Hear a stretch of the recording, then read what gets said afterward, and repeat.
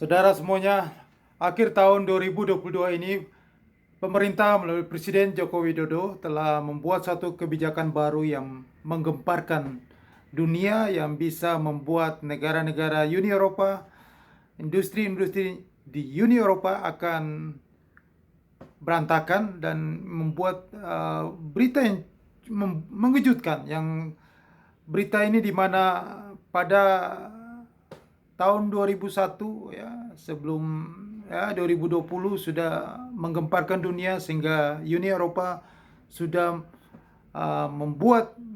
mengajukan menggugat Indonesia di sidang WTO tentang pelarangan ekspor biji nikel, ya, karena memang inilah yang karena biji nikel ini sangat bermanfaat bagi kesejahteraan bangsa Indonesia, dan pemerintah Indonesia juga menjaga sumber daya alam Indonesia, ya, yang kalau bisa untuk membuat added value, nilai tambah bagi perekonomian negara, karena memang data yang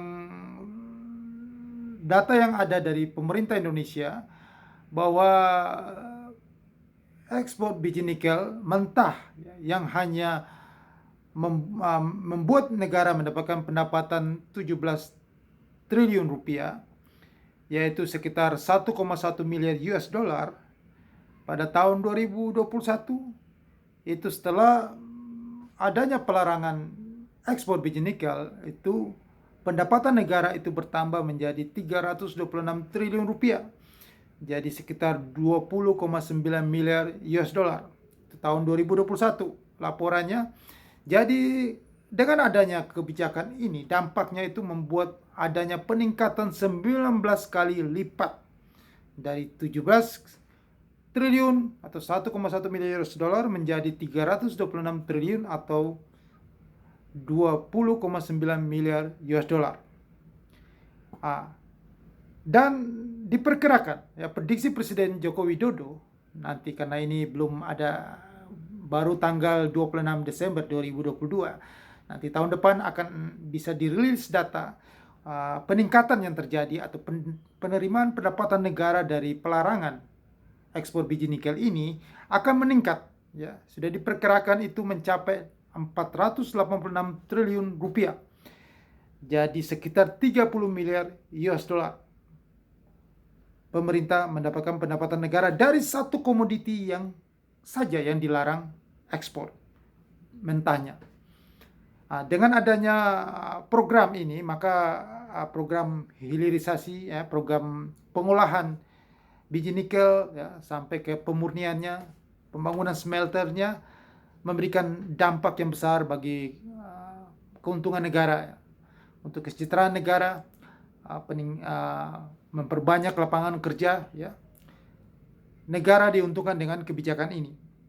Maka Presiden Joko Widodo juga akan membuat kebijakan yang baru lagi. Kebijakannya nanti pada gebrakan baru lagi yang membuat genderang perang terhadap Uni Eropa.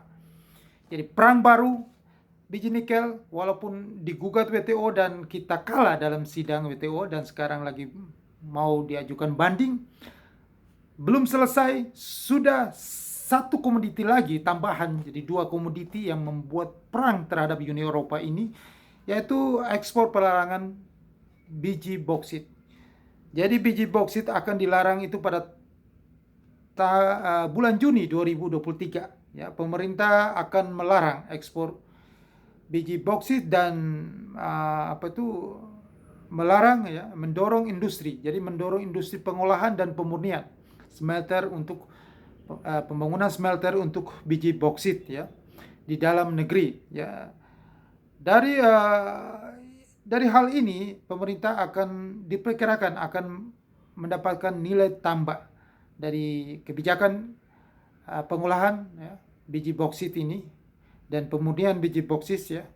Dengan pembangunan smelter itu diperkirakan pendapatan negara akan meningkat dari 21 triliun rupiah menjadi 60 triliun rupiah.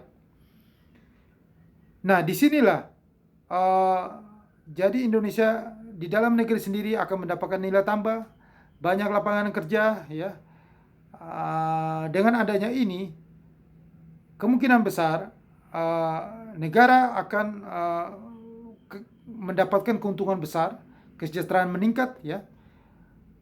Perlu diketahui bahwa biji boksit ini kegunaannya sangat besar, manfaatnya sangat besar ya. Indonesia mempunyai cadangan biji boksit ini yang besar, yaitu sekitar 3,2 miliar cadangan biji boksit yang diperkirakan ketahanannya bisa sampai 90 atau 100 tahun untuk cadangan biji boksit ini ya. Biji boksit ini produk turunannya dari biji boksit akan diolah menjadi alumina. Setelah alumina, turunannya menjadi aluminium dan industri-industri konstruksi dan permesinan. Jadi dengan adanya biji nikel sudah dilarang ya, itu sudah sangat mengganggu Uni Eropa dalam industri bajanya. Sekarang biji boksit dilarang juga. Uni Eropa itu banyak sekali industri-industri aluminium ya, mesin-mesin membutuhkan biji boksit ya, dan industri konstruksi. Nah, yang jadi masalah di sini adalah Uni Eropa pasti tidak akan datang ke Indonesia untuk membangun industri pengolahannya atau smelternya, karena mereka harus berinvestasi lebih banyak, triliunan rupiah. Dan pintu terbuka, investor-investor Cina akan datang ke Indonesia berinvestasi, foreign direct investment untuk pengolahan biji boksit dan smelter ini. Disinilah muncul industri Eropa, Uni Eropa akan mengalami keterpurukan, sedangkan industri-industri dari Cina akan berkembang karena mereka mendapatkan bahan baku mentah dengan investasi langsung di Indonesia. Nah, jika perang yang dilancarkan ini, karena perlu tahu bahwa secara historis bahwa negara-negara Eropa adalah negara-negara penjajah ya. Kita juga dulu dijajah ya. Sejarah membuktikan bahwa bangsa Indonesia dijajah oleh Eropa, maka mengeruk secara historisnya hasil bumi kita untuk kemajuan negara mereka, sehingga mereka menjadi negara kaya industri karena hal itu. Dan sejarah berulang sampai dengan detik ini juga mereka mau melakukan hal itu. Mereka tidak mau berinvestasi langsung di sini, tetapi mereka mau mengambil bahan mentah untuk diolah di negara mereka dan memberi kesejahteraan bagi negara mereka, kemakmuran bagi negara mereka, nilai tambah bagi negara mereka, lapangan kerja bagi negara mereka, penerimaan negara bagi negara mereka yang mendapatkan added value itu. Jadi tidak mungkin mereka akan berinvestasi di sini, sedangkan Cina mau berinvestasi di sini. Maka terjadilah gesekan, terjadilah perang di sini. Negara Uni Eropa itu pasti. Jadi ini merupakan suatu peluang bagi Indonesia mendapatkan nilai tambah yang besar, tetapi juga menjadi suatu ancaman bagi negara Indonesia karena Uni Eropa pasti tidak akan tinggal diam karena lahan mereka, bisnis mereka telah terganggu di sini. Suplai bahan mentah terhambat dengan pelarangan biji nikel yang sudah dilakukan, yang sekarang lagi digugat. Juni 2023 mereka akan mengalami kelangkaan biji boksit juga yang dilarang ekspor oleh Indonesia. Maka mereka akan menggugat lagi di WTO dan mereka akan menggunakan segala cara ya. Mungkin saja mereka akan mengganggu stabilitas di negara kita dengan cara bagaimanapun ya. Mungkin secara politik mereka akan berbagai cara, mereka akan mengganggu ketidakstabilan, ancaman seperti kita lihat sendiri bahwa Rusia dan Ukraina yang selalu diprovokasi sehingga negara itu terpuruk, hancur berantakan, dihajar rudal-rudal Rusia, perang yang terjadi. Mungkin saja hal-hal itu, ancaman itu bisa saja terjadi, tetapi langkah yang dilakukan oleh Presiden Joko Widodo juga suatu langkah yang sangat cerdik ya. Dengan adanya situasi begini, investasi langsung dari China, dan jika terjadi ada serangan atau apapun yang dilakukan, segala cara yang dilakukan oleh Uni Eropa, maka negara Cina pun tidak bisa tinggal diam, akan mempertahankan investasi dia di Indonesia, akan membela investasi dia di Indonesia, dan pasti negara kita akan dibela, dan kita ada punya Cina akan melawan itu segala cara yang dilakukan oleh Uni Eropa. Inilah langkah yang bijaksana yang dilakukan oleh Presiden Joko Widodo, ya, jika untuk melawan Uni Eropa. Jadi saya bisa perkirakan bahwa langkah pertama biji nikel sudah dilarang, kedua nanti Juni 2023 biji boksit akan dilarang ekspor, maka ini suatu berita yang sangat luar biasa heboh, akan menggemparkan Uni Eropa, akan terjadi perang besar. Uni Eropa akan benar-benar akan membuat segala cara untuk bagaimana menguasai bahan mentah Indonesia. Sedangkan dari Cina akan datang investasi di sini. Nah, setelah itu satu persatu akan dilarang oleh Presiden Joko Widodo untuk pelarangan ekspor bahan mentah, sumber daya alam di Indonesia, untuk mempertahankan sumber daya alam Indonesia, untuk membuat Indonesia mandiri, mengolah sumber daya alam sendiri, tidak tergantung dari negara-negara Uni Eropa. Kita berkuasa, ya, berdaulat atas sumber daya alam kita sendiri.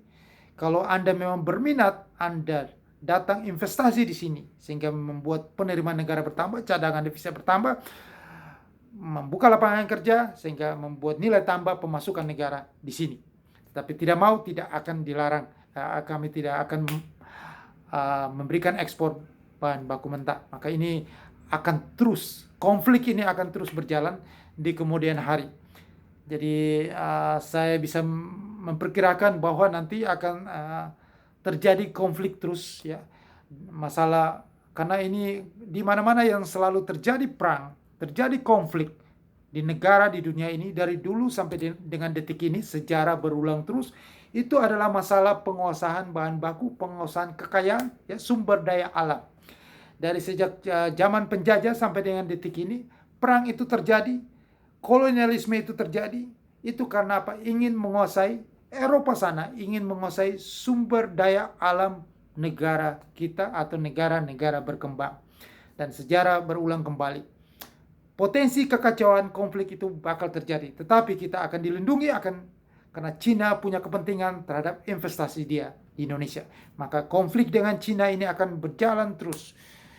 Maka walaupun negara kita mendapatkan limpahan, ya, peluang-peluang itu berkat, tetapi mata uang rupiah, nilai tukar kita ini tidak akan bakal menguat, akan semakin melemah terus. Karena dari dulu sampai dengan detik ini, rupiah itu selalu terdepresiasi. Tidak pernah rupiah itu menguat. Sejak kejatuhan rezim Soeharto, krisis moneter Asia, sampai dengan detik ini, atau mungkin sejak tahun 1970, sejak 1971, sejak kebijakan Presiden Richard Nixon mengeluarkan US dollar dan standar emas, sampai dengan sekarang rupiah, mata uang nilai tukar rupiah itu terpuruk terus sampai dengan level 15.600. Dan kemungkinan nanti di tahun-tahun berikut 2023, ya, di kuartal pertama 2023 rupiah kita sudah bisa tembus 18.000 dan akan terus melemah terus, karena konflik ini akan berkepanjangan terus, ya, potensinya membuat nilai tukar rupiah kita pasti akan diupayakan, ya, diganggu terus. Negara kita akan dibuat supaya nilai tukar kita itu melemah terus, ya, melemah terus. Jadi kita jangan mimpi lagi bisa 13.000 atau 14.000. Rupiah kita tetap melemah terus, karena memang sejarah membuktikan bahwa rupiah kita selalu terdepresiasi terus terhadap US dollar. Inilah ada peluang, ada ancaman. Ini yang saya mau kasih hari ini. Saya mau beritahu kepada Anda semua bahwa Jokowi telah mendeklarasikan perang terhadap Uni Eropa. Karena jangan Anda anggap sepele bahwa masalah nikel ini mengganggu industri, sudah mengganggu industri di Eropa. Apalagi biji boksit, karena biji boksit adalah manfaatnya adalah untuk aluminium, untuk mesin-mesin permesinan, dan untuk bisnis konstruksi di Eropa dan di dunia. Maka juga masalah persaingan bisnis, sehingga Eropa industrinya akan tenggelam dan Cina industrinya akan maju. Nah, inilah akan membuat konflik ke depannya, akan terjadi perang, masalah perebutan sumber daya alam, ya. Nah, peluang di sini adalah tetap saja Anda tidak bisa lagi, karena ke depan lagi akan diperkirakan bursa saham Indonesia akan anjlok terus. Karena nilai tukar rupiah pasti melemah, maka bursa saham Indonesia akan anjlok. Maka di tahun-tahun depan sebaiknya Anda fokus ke futures market. Karena ini peluang terbaik, ya. Anda trading di futures market, Anda manfaatkan ketidakpastian ekonomi yang terjadi, dan Anda manfaatkan kepanikan, potensi indeks US dollar yang naik cukup tinggi karena semua negara di dunia menerapkan kebijakan uang ketat sehingga likuiditas itu berkurang di pasaran. Maka orang tidak lagi berinvestasi di saham, orang tidak lagi belanja duit, ya. Purchasing poverty atau daya beli itu akan berkurang, maka sudah pasti membuat ekonomi itu melemah. Ya, ekonomi melemah, ada penurunan ekonomi, maka bursa saham itu akan jatuh, sehingga Anda akan mendapatkan keuntungan besar di posisi yang berlainan arah, yaitu di futures market. Karena futures market itu sangat fleksibel, bisa Anda transaksi di posisi yang market lagi bagus ke utara dan market lagi jelek ke selatan. Kedua-duanya Anda bisa mendapatkan profit, ya. Untuk lebih tahu lebih jelasnya, lebih detailnya, saya akan jelasin kenapa bisa begitu. Anda bisa transaksi di mana saja peluangnya. Anda segera email saya di deskripsi di bawah ini, ya. Dan juga bagi Anda yang sudah trading di futures market tapi masih bukan melalui broker yang sudah terregulasi dengan Badan Pengawasan Perdagangan Berjangka Komoditi atau BAPEPTI, sebaiknya Anda cari yang aman, yang bisa Anda selamat nanti di saat kondisi kekeringan likuiditas terjadi, supaya Anda akan tidak alami masalah-masalah scam dalam hal penarikan dana. Karena hal-hal itu sudah sering saya alami dari tahun 1998 sampai dengan detik ini. Kalau kondisi seperti ini selalu saja terjadi, masalah-masalah seperti itu berulang terus. Itu namanya sejarah berulang kembali. Karena di dunia ini tidak ada hal yang baru, yang ada adalah pengulangan sejarah saja. Oke? Inilah informasi yang berharga saya berikan kepada Anda semuanya. Jangan lupa Anda subscribe channel YouTube ini, tekan loncengnya untuk notifikasi, dan sebarkan kepada semua orang supaya mereka selamat. Sukses untuk Anda.